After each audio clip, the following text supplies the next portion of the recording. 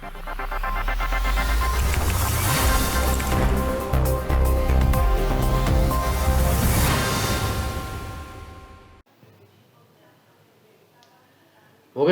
ძვირფასო ტელემაყურებლებო, ეს არის ჩემი პოდკასტის მე-7 ეპიზოდი.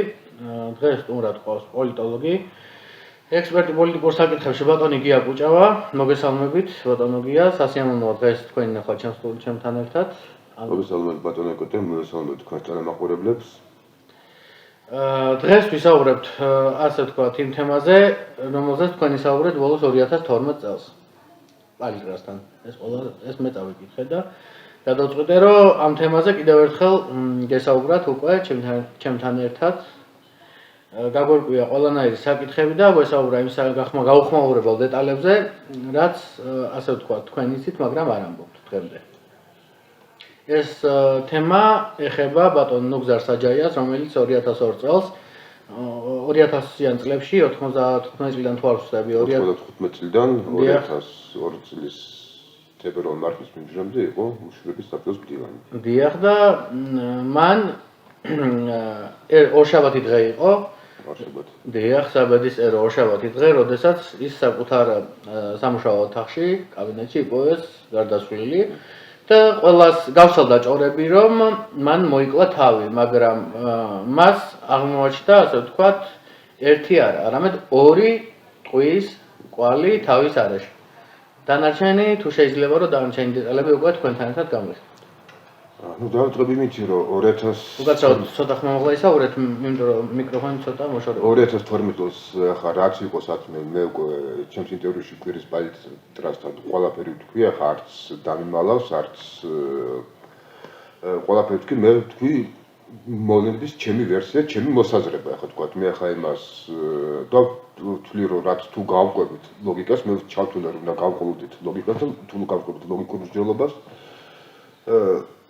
და მოვლენების პროცესს, აი მივედი იმ პროცესამდე, რაც თქვა, ეს იყო, თქვა, ჩემი საზრით ეს მიდიოდა ზურაბ ჟვანიამდე და სააკაშვილის გუნდამდე.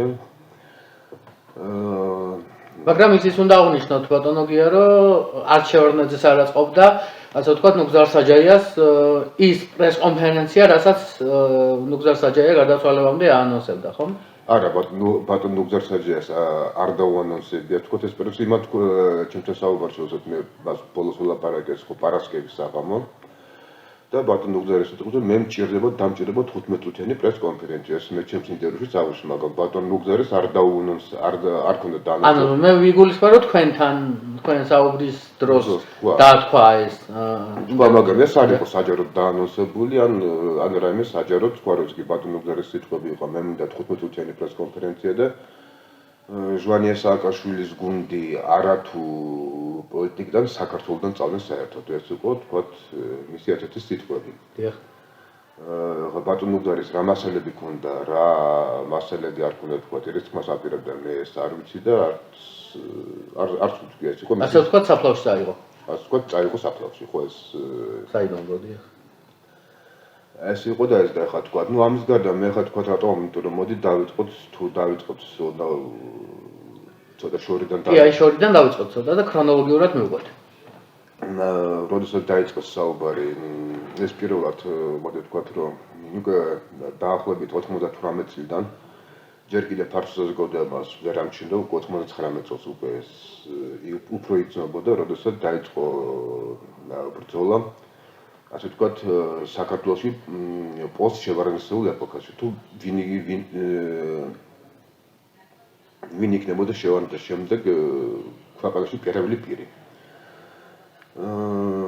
ამაზე უკვე თქვა, ყველაზე რეალურ კანდიდატად მაშინ მიიჩნევდა მოქალაქეთა კავშირის გენერალურ მდივანს, ეს იყო მაშინ ბატონ ზურაბ ჟვანია. და ეს იყო ეს, როგორც მათ თავიანთ თავს უწოდეს, მოქალაქეთა კავშირის ახალგაზრდა რეფორმატორთა გუნდი. სადაც იყო, ძირითადად შემდგომი გაერთიანებული პიროვნებები, რომლებიც მივიდნენ ჯერ მწვანეთა პარტიიდან და თქვათ მე რომლის ნიადაგზეც და რომლის ბაზაზეც შეიქმნა ერთი ნაციონალური მოძრაობა. თუ გადგი იქ რასაკვირველია, იქაც იყო ორი ფრაქცია, ერთი იყო ჟვანიას ფრაქცია და მეორე იყო სააკაშვილის ფრაქცია და ძირითადად ამ ორ ფრაქციას შორის წავიდა დაუნდობელი ბრძოლა, მაგრამ ეს უკვე გამოვლინდა ამ ორი ფრაქციის შეჯახება უკვე ღიად გამოვლინდა 2002 წლის მუნიციპალურ არჩევნებზე. თუ 2001 წლის მუნიციპალურ არჩევნებში არ მახსოვს ზუსტად, მომიდევთ, როდესაც სააკაშვილი გახდათ თბილისის საკრებულოს თავმჯდომარე. როდესაც იყო არჩეული. ეს იყო 2002 წელი, მაინც თუ მეხსიერება არ მღალატობს. მაგრამ ამას ახლა თქვათ კიდე წინ რა უწევდეს, ისინი ცდილობდნენ საერთოდ უკვე 95 წლიდან ახალგაზრდა რეფორმატორები, როდესაც ცოტა თქვათ მომაგდებათ თქვათ ეს პარლამენტში, თანდათანობით ძალზედ ნელა, ძალზედ თანმიმდევრულად ცდილობდნენ პრეზიდენტის შებრუნებას ჩამოაშორებინათ ყველა ის სხვა პიროვნებები, ყველა ის სხვა კადრები, ვისაც ჰქონდა თქვათ პრეზიდენტთან მისვლისას სიტყვის მიწოდების საშუალება. ან ვისაც ჰქონდა ფინანსური რამე რესურსი, თქვათ ყველასთან გასწორება და ყველას მოცილება, თქვათ, ერთ-ერთი ასეთი პიროვნება იყო ბატონი მოგზარსაჯე, რომელსაც ყოველთვის შეეძლო ბატონ პრეზიდენტთან შესვლა და რომელიც ახლა არა ყველას იცნობდა, ბატონი მოგზარი იყო ურუხი კარდინალი და ანუ მართავდა ფაქტიურად შევარდნაძე ბატონი პრეზიდენტი ბატონ მოგზარსაჯეს თანხმობის გარეშე, თქვა არც ერთ მნიშვნელოვან გადაწყვეტილებას არ ღებულობდა. მასთან თარგმნის გარეშე. და რასაკვირველია, ეს თან არა მარტო არ ღებულობდა, არამედ ბატონ მოგზარეს ჰქონდა ის უდიდესი ანალიტიკური კინო, მას შეეძლო ყველაფერს განსაზღვრა, განჭროდა და ხედავდა გაცილებით არა 2 და 3, არამედ უფრო ცოტა შორსაც იხედებოდა თუ კონკრეტულ პოლიტიკურ გადაწყვეტილებას თუ რა შედეგი მოყვებოდა ამა თუ იმ გადაწყვეტილებას. ანუ ეს არ იყო ის პიროვნება, რომელსაც ამ პრმათენდობოდა, თან ამას დავამოწოთ კიდე მისი უდიდესი გამოცდილება, ხო თქვა ჯერ კიდე დაწყებული საბჭოთა პერიოდიდან. ამიტომაც გადაწყვიტეს ბატონ მოგზარის მოცილება, მაგრამ ეს დაიწყეს ძალიან შორს, დაიწყეს ისე რუსეთიდან, როდესაც ნებინდა შეგახსენოთ თუ იყო ასი დეპუტატი, ბორის კაკუბავა, დღეს არ ვიცი თქვათ მაგი სად არის, რა არის, სასაქმეოს და ცოცხალი არის თუ არა. ეხლა თქვათ მე მაგის დღევანდელი ბედი არ ვიცი. ანუ ასე ვთქვათ, მისი ბედი უცნობია დღეს. დღეს ხო ახლა არ ვიცი, არ დაინტერესებულა თუ რა შეიძლება თქვა გოგჩი ნახვა და ამოქექო სადარასე არქოს. ერთ-ერთ ფაქტზე ბატონ ბორის კაკუბავა მაშინ იყო დეპუტატი და გენერალურმა პროკურატურამ დაიწყო გამოძიება და საქართველოს პარლამენტს გენერალურმა პროკურორმა თხოვნით მიმართა, რომ მას მიიღოს სადეპუტატო იმუნიტეტი. ბატონ პარლამენტმა დააკმაყოფილა გენერალური პროკურატურის თხოვნით და ბატონი კაკუბავა გაიქცა მოსკოვში. უკვე იქიდან კეთოვანთან ერთად მათ დაიწყეს საუბარი, თქვათ უშუალოდ დინის ბატონ მოგზარსაძეს არატრადიციულ ორიენტაციაზე. ну ხა რაც იყო აბსოლუტური ტყული, მაგრამ მთავარი იყო ჭორის აგორება. ამას პერიოდულად სულ იმეორებდა თქვათ იგივე ზურაბ ჟვანიას მიერ კონტროლირებადი მედია. ამას იმეორებდა თქვათ იგივე რუსთავი 2 და ძალიან ბევრად ეს იყო როგორც ვიტყოდი უშუალოდ ჩატურდიოზე ფსიქოლოგიური წნეხი. რაღაც გარკვეულ ეტაპზე მოდით ასე ვთქვათ პარლამენტმა ბატონ ბორის კაკუბავას აღუდგინა სადეპუტატო იმუნიტეტი. ახლა დღეს აცავნე ლაპარაკობენ ზურაბ ჟვანიას იყო კულუარების დიდ ოსტატი, იქ შეეძლო საჯაროდ ერთი ეთქვა, მეორე რაღაც, მაგრამ კულუარებში მაინც სულ სხვანაირად წარემართა პოლიტიკური პროცესი ან პარლამენტში მეგულისხმობ, ისე რომ თვითონ არაფერს შუაში არ იყო და ხელს გააჩნდა დეპუტატებისგან. ერთ ასეთი ამ თუ ზურაბ ჟვანიას თქვათ არ იქნებოდა პირადი დაინტერესება, ან თქვათ პირადი, ასე თქვათ, მითითება ბორის კაკუბავას სადეპუტატო იმუნიტეტს არავინ არ აღუდგენდა. ასე დაიწყეს ბატონ მოგზარის მიმართ შავი პიარის აგორება. გაშავება ასე ვთქვათ. ხო, გაშავება ასე ვთქვათ ამ პიროვნების. იმიტომ რომ მოდი ვთქვათ, რომ ეს ბატონი მოგდარს, მე ვთქვით, აღმოჩნდა თავში, რომ ვთქვათ, ქონდა უდიდესი ინფორმაცია, ქონდა უდიდესი მასალა და ყველა მიცოდა ყველაფერზე ვინ. და ქონდა ასევე კომპრომატებიც, რაც ასაკობრივი, ასე ვთქვათ, დღეს მოდი ვთქვათ, რომ ეხლა იგი მას ქონდა კომპრომატებიც, ეხლა მე არ ვიცი ვთქვათ, მე ხომ თავს ვიარდოდები, რა ქონდა თავის პაპკაში და რა არა. მაგრამ ისეთი ინფორმაცია ქონდა, ასე ვთქვათ, რომ შეეძლო ყველას, ასე ვთქვათ, ყველასთვის ეპასუხა კანონიერად. კანონიერად, რასაკვირველია, ყველაფერს მაგანო, ხო, ყველაფერს თვლიდა თავის ქონდა თავის დრო და თავის მომენტი.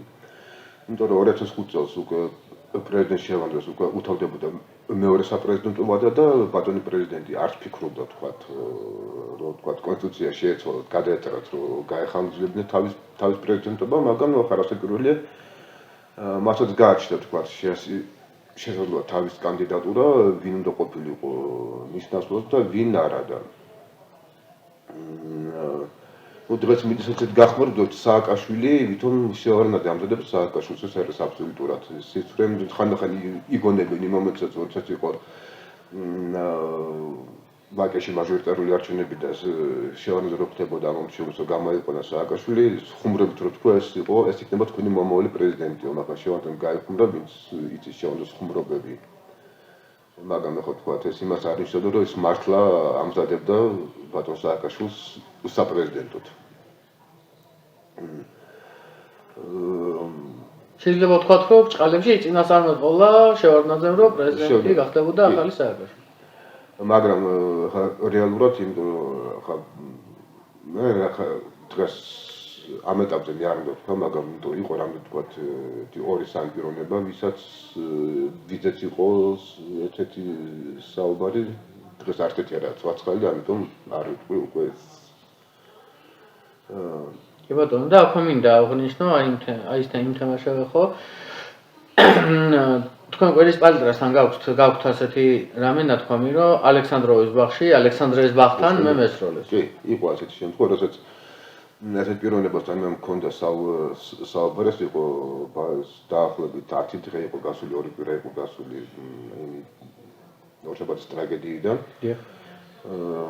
იქ ძაღლს ვასეირნებდი და ესეთ პიროვნებას უთხარი და თქვათ მეორე თუ მესამე დღეს ასეთი იყო თქვათ გასროლა და დამირეკეს მობილზე, ესე იგი არსად აღარ წამოგწდესო.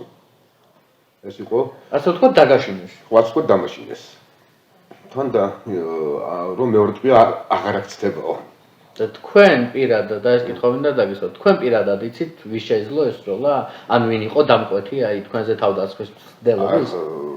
დამკვეთი კონკრეტულად მე ხა თიც ვერ დავადებ, ეს თქვათ ეს მე ხა თქვათ მე არ ვიყავის ის პიროვნება თქვათ რომ რომელზეც ან მე არ მქონდა არც იმ ინფორმაციის მატარებელი ვიყავი, არც ის ვიყავი თქვათ რომელსაც წარმოადგენი რაღაცა საფრთხეს.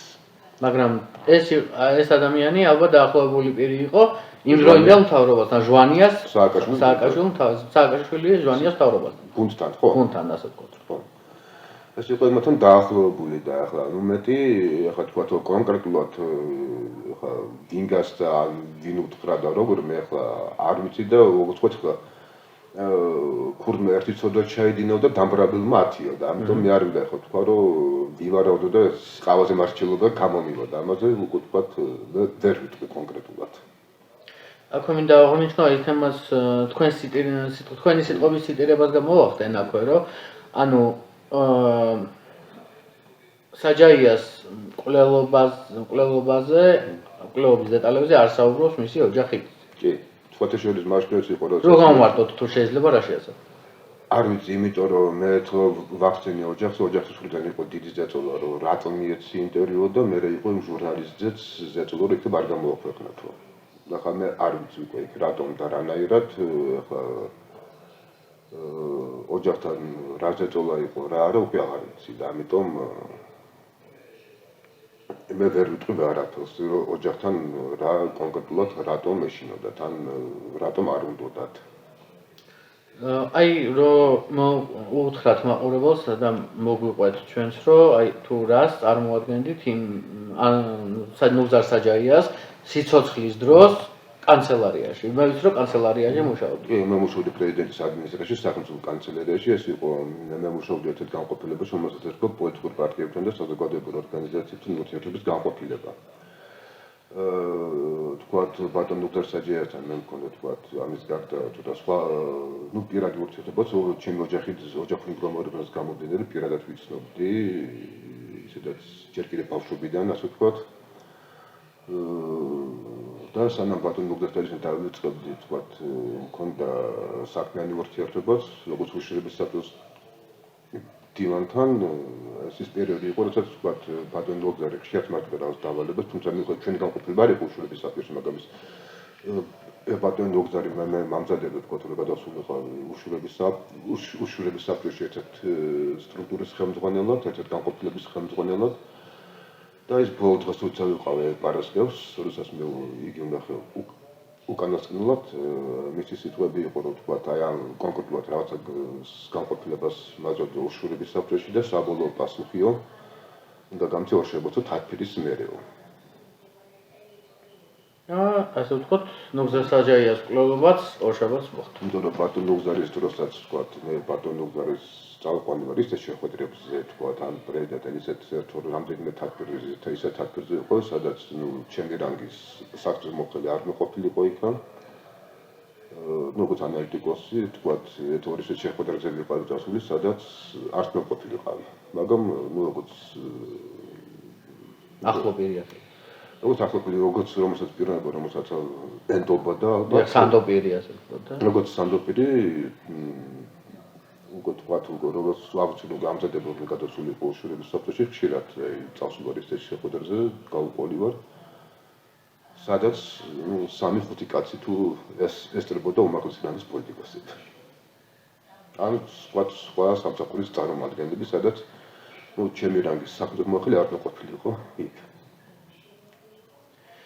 და აი რამე ეს ყველაფერი გასაგებია უკვე ნუგზარ საჯაიას მკვლელობასთან დაკავშირებით, ამას ყალი არ გაუვარო, ის არის მოკლული, იმიტომ რომ როგორ შეიძლება თუ თავს იკლავ ერთ სიტყვით ყვდები და არა ორი სიტყვით. ხო, ახლა თავს ხარ გაიცოცხლებ და კიდე მოიკლავ, არა? ხო და აი მაინტერესებს ნუგზარ საჯაიას გაკვეთა მაინც თუ მოხდა.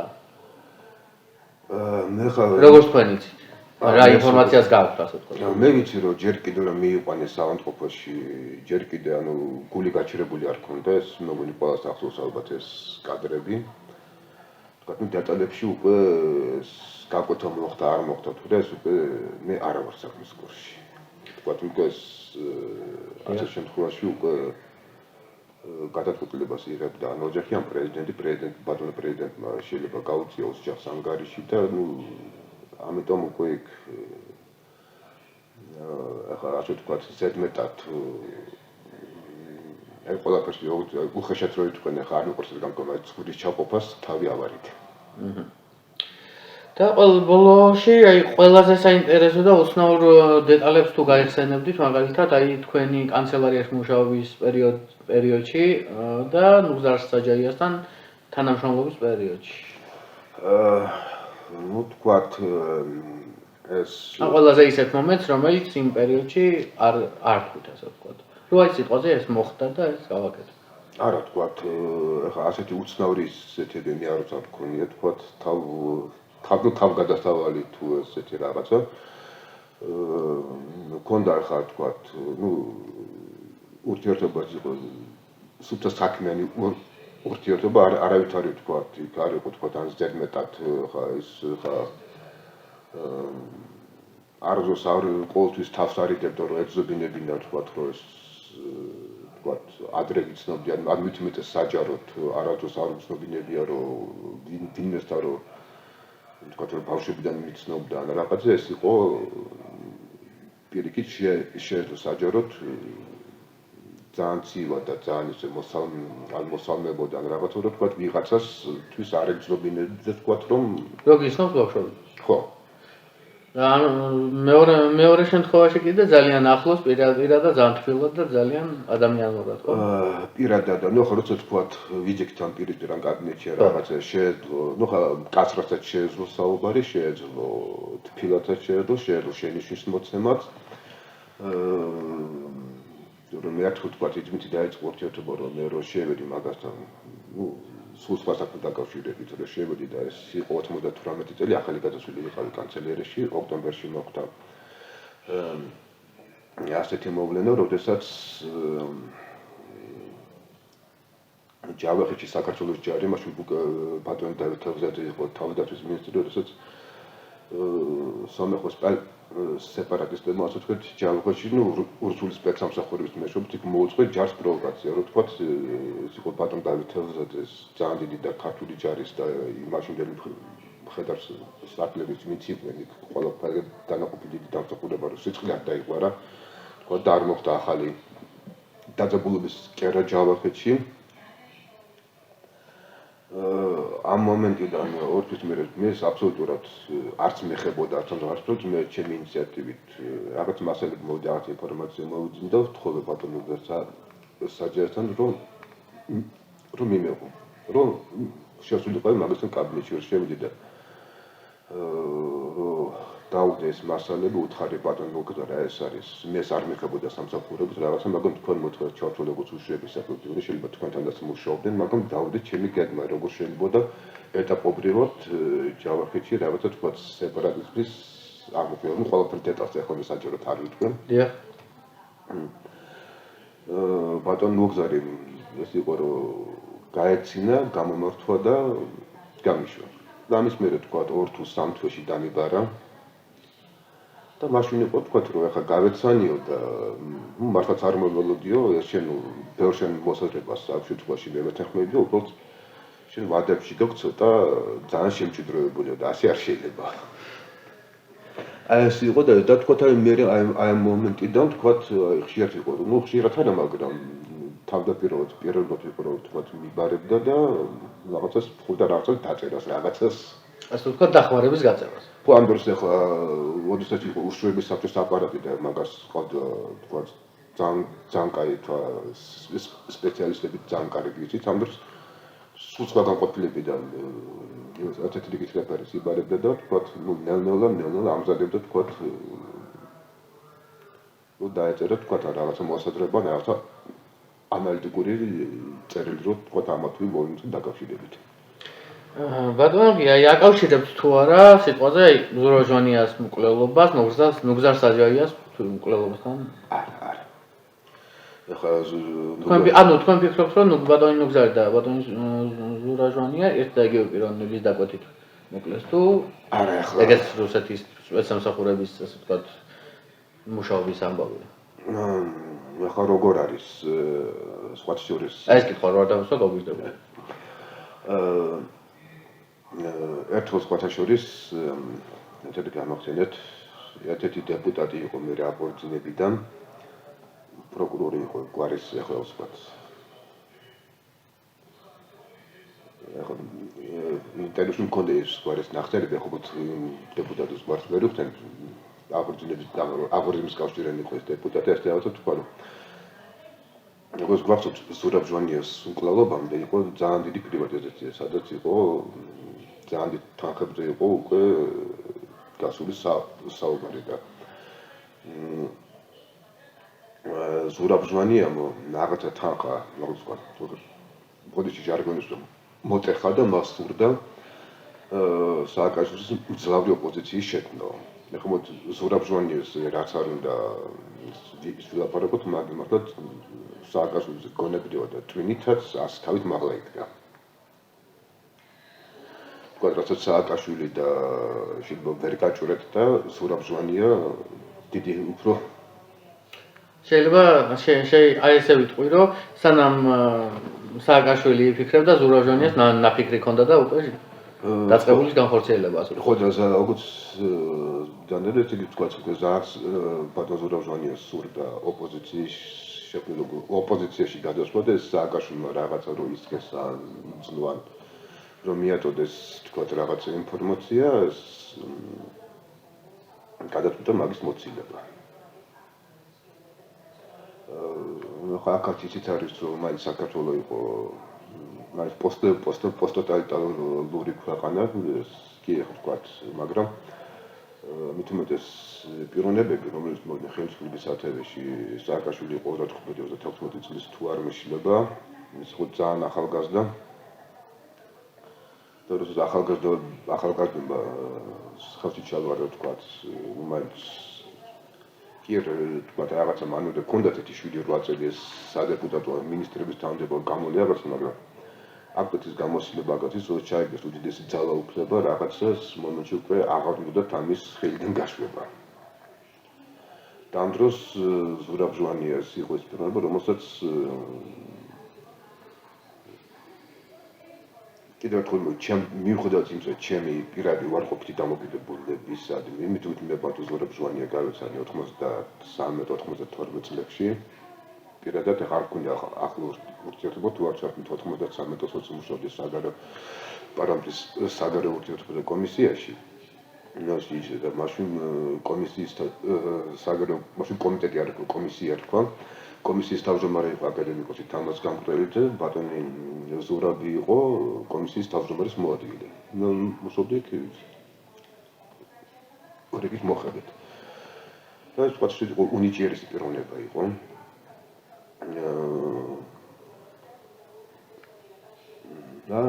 მართლის პოლიტიკოსი იყო, მან კულუარებში ცოტა თხილულად ლავირება.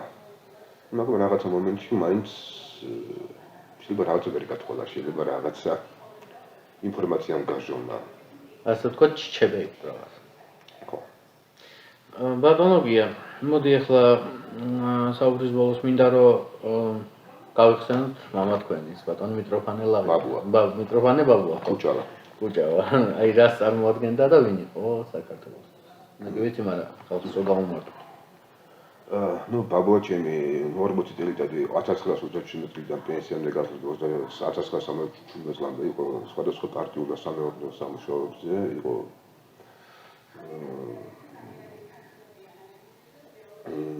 თქვათ ზუგის საეკონომიკო მდივანი, გაგრის საეკონომიკო მდივანი, აფხაზეთის ობკომის მეორე მდივანი, იყო მინისტრთა თავმჯდომარის პირველი მოადგილე დროულას ცენტრალური კომიტეტის მდივანი, სოფლის მეურნეობის მინისტრი.